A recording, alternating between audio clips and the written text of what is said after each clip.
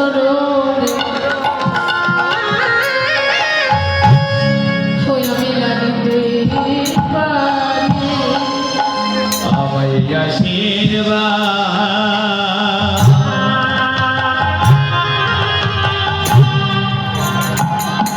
আমায় আশীর্বাদ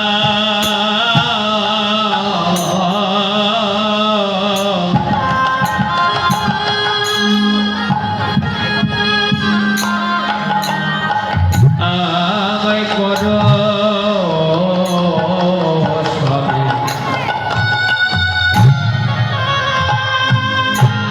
আমি যেন গোবিন্দ চরণে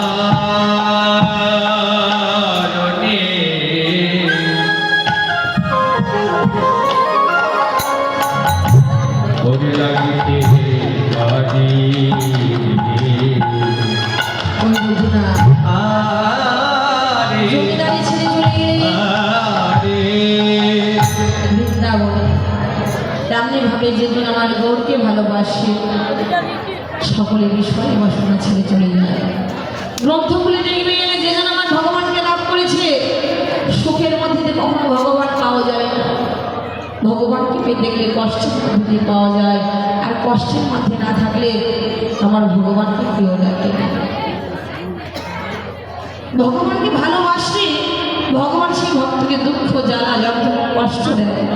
আর যে সমস্ত দুঃখের মাঝে থেকেও আমার ভগবানকে ডাকার মতো ডাকতে পেরেছে কেবলমাত্র সেই ভগবান ভাগবতী আমার গৌর চরণ লাভ করেছে। হরে হরে হরে হরে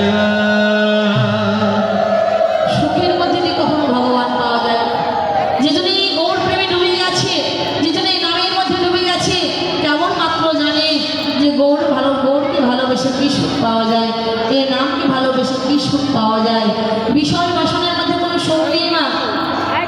একবার এই নামকে ভালোবাসো, নামকে ভালোবাসলে এই নামের মধ্যে যদি ডুবতে দাও তাহলে বুঝতে পারবে এই নামকে সম্মান করলে কি সুখ পাওয়া যায়। যেই নাম সেই কৃষ্ণ ভজন ইচ্ছা করে নামের সহিত আছে আপন শ্রী হরি। যে জন্য এই নামকে ভালোবাসতে পেরেছি, নামের মধ্যে ঢুকতে পেরেছি, কেবলমাত্র সেই বিষয় বাসনা ত্যাগ করেছি। আমার মহাজন বলল এ নামে যে ডুবেছে সে ভুলেছে, এ নামে যে ডুবেছে সে ভুলেছে,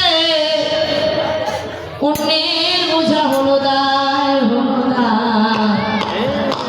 হরি নামে কি আনন্দ জানা যায় গো কৃষ্ণ